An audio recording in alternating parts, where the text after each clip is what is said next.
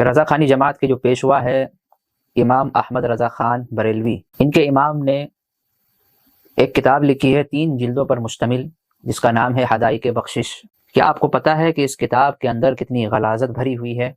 کس قدر ناپاک جملے کا استعمال کیا گیا ہے، اور کس قدر آپ علیہ الصلوۃ والسلام کے اہل بیت کو ٹارگٹ بنایا گیا ہے، نشانہ بنایا گیا ہے، آپ نہیں جانتے ہیں۔ اس کتاب کے اندر جو اشعار مرتب کیے گئے ہیں اور جس انداز میں انہوں نے اپنی غلاظت کو اس کتاب میں ظاہر کیا ہے، وہ بیان کرنے کے لائق نہیں ہے، بلکہ اس کا لکھنے والا، اس کا کاتب اور ان کا امام جس نے اس کتاب کو لکھا ہے، فحاشی اور عنیانی کی بنا پر، فحاشی اور عنیانی کی بنیاد پر اس کتاب کو وجود بخشا گیا، وہ قابل معافی نہیں ہے بلکہ قابل جرم ہے۔ خصوصاً حصہ سوم کے اندر انہوں نے حضرت عائشہ رضی اللہ تعالی عنہا کے متعلق جو گستاخانہ اشعار نقل کیے ہیں، وہ نقل کرنے کے لائق نہیں ہے۔ اگر یہ اشعار کوئی وہابی، کوئی دیوبندی یا کوئی شیعہ یہی اشعار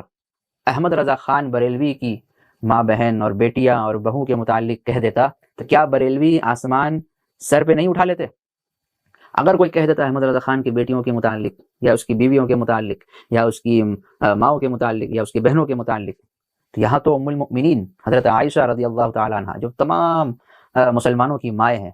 جو مومنوں کی ماں ہے، ان کے متعلق اشعار کہے گئے، لیکن بریلوی حضرات نے اس کے اوپر پردہ ڈالا، اس کو چھپانے کی کوشش کی ہے، اس کا دفاع کرنے کی کوشش کی ہے، اس کے اوپر کوئی سوال نہیں، کوئی جواب نہیں، حتیٰ کہ اب بھی وہ اس کا دفاع کرتے آ رہے ہیں۔ بتاؤ تمہارے ایمان کا کیا بنے گا؟ تم اپنے ماں بہن کے متعلق، بیٹیوں کے متعلق یہ باتیں گوارا کرنا نہیں پسند کرتے، یہ باتیں سننا، سوچنا، سمجھنا اور لکھنا پسند نہیں کرتے، تو حضرت محمد صلی اللہ علیہ وسلم کی بیوی کے متعلق، ازواج مطہرات کے متعلق تم نے یہ باتیں کیسے چھپا کر رکھی اپنے تک؟ اور منظر عام پر جب لوگوں نے اس کے اوپر اشکال کیے، سوال کیے، اس کا رد کیا، تو تم نے اس کا دفاع کیا۔ السلام علیکم ورحمۃ اللہ وبرکاتہ۔ الحمد للہ رب العالمین وبہ نستعین، اما بعد۔ عزیزان گرامی، بریلوی مکتبہ فکر سے تعلق رکھنے والے جتنے لوگ ہیں، ان کے لیے لمحہ فکریہ ہے کہ رضا خانی جن کو اپنا پیشوا، اپنا امام، اپنا رہنما،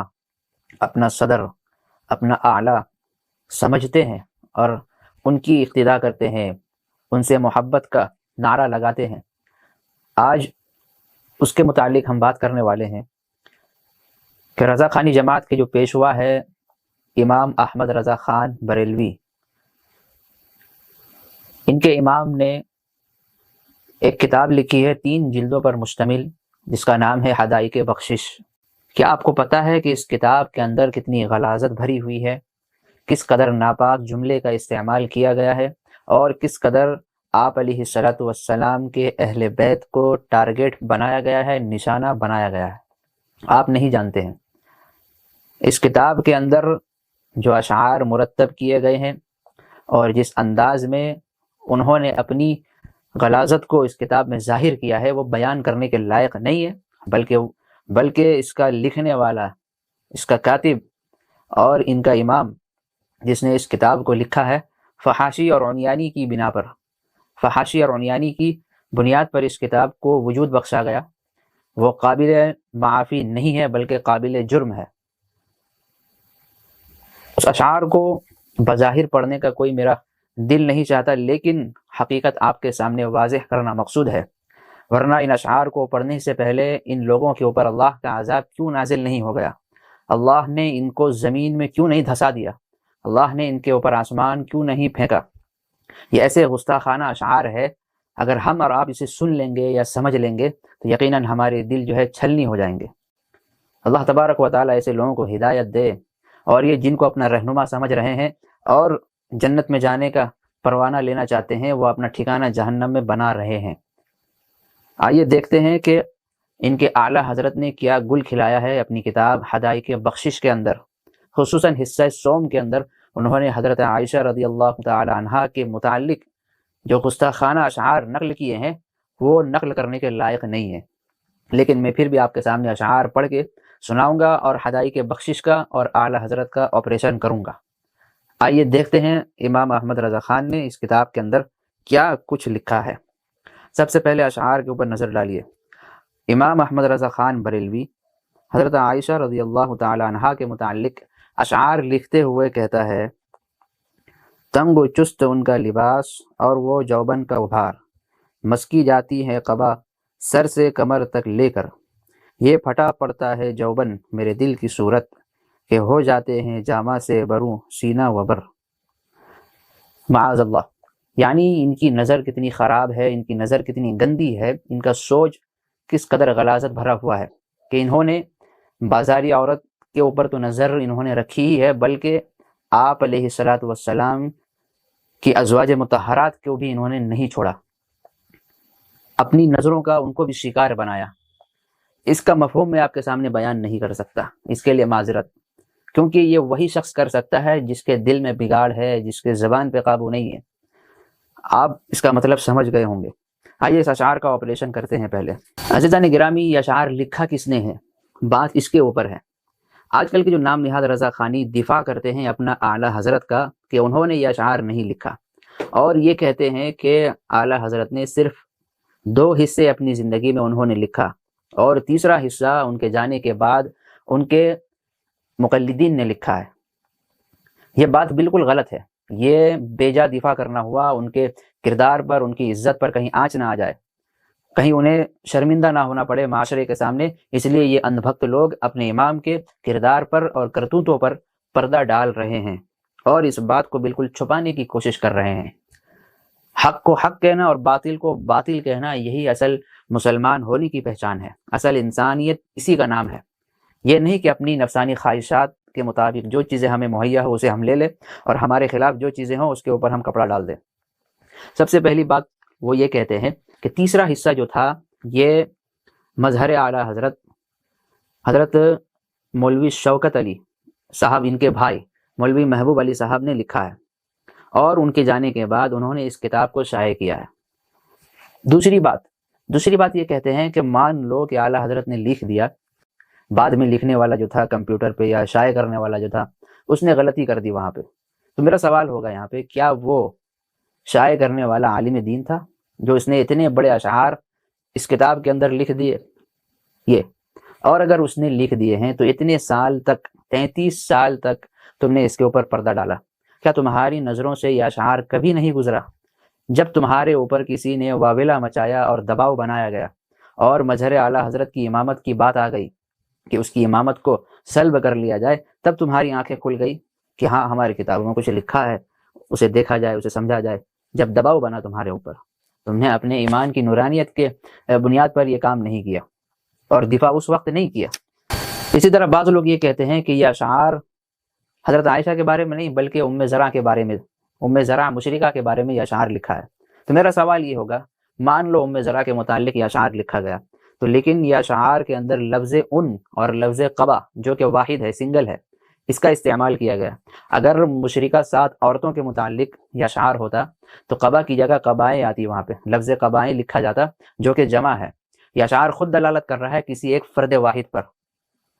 تو کب تک تم اپنی تعویلات سے اپنے ہی لوگوں کو دھوکہ دو گے؟ پھر میرا دوسرا سوال ہوگا، مان لو یہ ام زرع کے متعلق ہے، تب بھی یہ گستاخی سے خالی نہیں ہے، کیونکہ آپ علیہ الصلاۃ والسلام نے حضرت عائشہ رضی اللہ تعالی عنہا کو ام زرع سے تشبیہ دی ہے۔ مسلم شریف کی روایت حصہ دوم کے اندر موجود ہے کہ آپ علیہ السلام نے ام زرع سے حضرت عائشہ کو تشبیہ دی ہے۔ تو گویا اگر تم ام زرع کے متعلق بھی یہ مشرکانہ اور گستاخانہ اشعار لکھ رہے ہو ان کی ذات کے لیے، تو یہ تشبیہ حضرت عائشہ کے متعلق بھی ہو رہی ہے۔ اگر تم انہیں برا بلا اور سب و شتم کرتے ہو ام زرع کو، تو اللہ کے نبی نے جو حضرت عائشہ کو تشبیہ دی ہے کہ ام زرع سے جو تشبیہ دی ہے، تو یہ تشبیہ ان تک بھی جا رہی ہے، تب بھی تمہاری گستاخی خالی نہیں ہے۔ انہی کے مولانا حضرت مظہر اللہ دہلوی رحمۃ اللہ علیہ فتاوی مظہریہ کے اندر کیا لکھا ہے دیکھیے۔ مولانا مظہر اللہ دہلوی رحمۃ اللہ علیہ فتاوی مظہریہ میں لکھتے ہیں کہ اعلیٰ حضرت کی جو طبیعت تھی وہ چلبلی طبیعت تھی، اس وجہ سے انہوں نے ایسے اشعار ان کے حق میں لکھ دیا۔ دیکھو یہاں بھی پردہ ڈالنے کی کوشش کی گئی، اوپر منع کیا جا رہا تھا، نہیں یہ تو اعلیٰ حضرت کا نہیں ہے، یہ تو ان کے بعد کا ہے، یہ محبوب علی کا ہے یا ان کے بھائی شوکت علی کا ہے۔ اب نیچے آہستہ آہستہ وہ لائن پکڑ رہی ہے، جب ان کی حقیقت کھل رہی ہے، جب ان کے اوپر تماشا گر رہے ہیں، تب وہ سچ بولنے پہ آئے، کیا کہا؟ نہیں یہ اعلیٰ حضرت نے اگر کہہ بھی دیا ہے تو ان کی طبیعت چونکہ چلبلی طبیعت ہے، مستی والا مزاج ہے ان کا، اس لیے انہوں نے لکھ دیا۔ یہ بھی پردہ ڈالنے کی کوشش کی گئی۔ چلو تھوڑا تھوڑا لائن پہ آ رہے ہو۔ آگے کیا لکھتے ہیں وہ فتاوی مظہریہ میں کہ اعلیٰ حضرت اس اشعار کو شائع کرنا نہیں چاہتے تھے، لیکن محبوب علی نے شائع کر دیا۔ بتاؤ، کوئی بھی مصنف، کوئی بھی کاتب، کوئی بھی رائٹر جب چھوٹا سا بھی رسالہ اگر لکھتا ہے تو وہ اپنے بڑوں کو، اپنے سینئر کو پہلے دکھاتا ہے نظر ثانی کے لیے، پیش کرتا ہے، اگر کوئی غلطی ہو، کوئی خامی ہو تو وہیں نکل جائے۔ لیکن اعلیٰ حضرت کا کردار دیکھو، اپنے آپ کو تو انہوں نے کاتب وہی سمجھ رکھا ہے کہ میں جو لکھ رہا ہوں وہی صحیح، انہوں نے کسی کو دکھایا نہیں، بس لکھ کے ہر کتاب اپنے سے شائع کرتے چلے گئے۔ محبوب علی نے بھی وہی کام کیا۔ دوسری بات یہ کہ حدائق بخشش حصہ سوم سن ہجری 1325 میں مرتب ہو چکا تھا، حصہ سوم سن ہجری 1325 میں مرتب ہو چکا تھا، اور اعلیٰ حضرت کی جو وفات ہوئی ہے وہ سن ہجری 1340 ہے، تو سن ہجری 25 سے لے کے 40 تک 15 سال کا عرصہ گزرتا ہے۔ اب بتائیے، ان 15 سال کے اندر اعلیٰ حضرت نے اپنی کتاب کی طرف نظر نہیں دوڑائی کہ میں نے کیا کچھ غلاظت اس کے اندر بھر دیا ہے؟ ان 15 سال کے اندر اعلیٰ حضرت کو یہ دماغ میں نہیں آیا کہ میں نے جو غلطی کی ہے اس کی تصحیح کی جائے۔ ان کے رہتے ہوئے میں یہ کتاب لکھ دی گئی ہے۔ کتاب 15 سال پہلے مرتب ہو چکی تھی، اعلیٰ حضرت 15 سال بعد اس دنیا سے پردہ فرمائے ہیں، ٹھیک ہے؟ تو یہ کہنا ہی بالکل غلط ہے کہ اعلیٰ حضرت کے بعد یہ کتاب منظر عام پہ آئی ہے، نہ، بلکہ لکھنے والے وہی ہے، انہوں نے ہی لکھ کر دیا ہے اور شائع کسی اور نے کیا ہے، کاتب اصل وہی ہے۔ اگر تم محبوب علی پہ لان تان کرتے ہو تو وہی لان تان اپنے اعلیٰ حضرت پہ پہلے کرو کہ انہوں نے لکھا کیوں۔ اصل غلطی اور اصل کمال کاتب کی شمار کی جاتی ہے، نہ کہ شائع کرنے والوں کی، یہ چیز۔ دوسرا میں الزامی جواب یہ دوں گا کہ تم جتنے رضا خانی، جتنے لوگ ہو، جتنے فالوورز ہو، اپنے ایمان کے اوپر اور جائزہ لو اور اپنے دلوں پہ ہاتھ رکھ کر کہو، اگر یہ اشعار کوئی وہابی، کوئی دیوبندی یا کوئی شیعہ یہی اشعار احمد رضا خان بریلوی کی ماں بہن اور بیٹیاں اور بہو کے متعلق کہہ دیتا تو کیا بریلوی آسمان سر پہ نہیں اٹھا لیتے؟ اگر کوئی کہہ دیتا احمد رضا خان کی بیٹیوں کے متعلق یا اس کی بیویوں کے متعلق یا اس کی ماؤں کے متعلق یا اس کی بہنوں کے متعلق، تو یہاں تو ام المؤمنین حضرت عائشہ رضی اللہ تعالیٰ عنہ، جو تمام مسلمانوں کی مائیں ہیں، جو مومنوں کی ماں ہے، ان کے متعلق اشعار کہے گئے، لیکن بریلوی حضرات نے اس کے اوپر پردہ ڈالا، اس کو چھپانے کی کوشش کی ہے، اس کا دفاع کرنے کی کوشش کی ہے، اس کے اوپر کوئی سوال نہیں، کوئی جواب نہیں، حتیٰ کہ اب بھی وہ اس کا دفاع کرتے آ رہے ہیں۔ بتاؤ تمہارے ایمان کا کیا بنے گا؟ تم اپنے ماں بہن کے متعلق، بیٹیوں کے متعلق یہ باتیں گوارا کرنا نہیں پسند کرتے، یہ باتیں سننا، سوچنا، سمجھنا اور لکھنا پسند نہیں کرتے، تو حضرت محمد صلی اللہ علیہ وسلم کی بیوی کے متعلق، ازواج مطہرات کے متعلق تم نے یہ باتیں کیسے چھپا کر رکھی اپنے تک؟ اور منظر عام پر جب لوگوں نے اس کے اوپر اشکال کیے، سوال کیے، اس کا رد کیا، تو تم نے اس کا دفاع کیا۔ یاد رکھو مسلمانوں، جس نے آپ علیہ الصلوۃ والسلام کے متعلق، ان کے گھر والوں کے متعلق، اہل بیت کے متعلق اور ازواج مطہرات کے متعلق کیچڑ اچھالنے کی کوشش کی ہے، وہ اس زمانے کا ابو جہل ہے، وہ اس زمانے کا خبیث ہے، وہ اس زمانے کا ملعون ہے۔ اس کے متعلق کوئی سنوائی نہیں، اس سے کوئی دوستی نہیں، اس سے کوئی تعلق نہیں، اس سے کوئی رشتہ داری نہیں، کیونکہ آپ علیہ الصلوۃ والسلام نے اپنی ازواج سے اتنی محبت کی ہے تو ان کے اوپر ظالمانہ، جابرانہ اور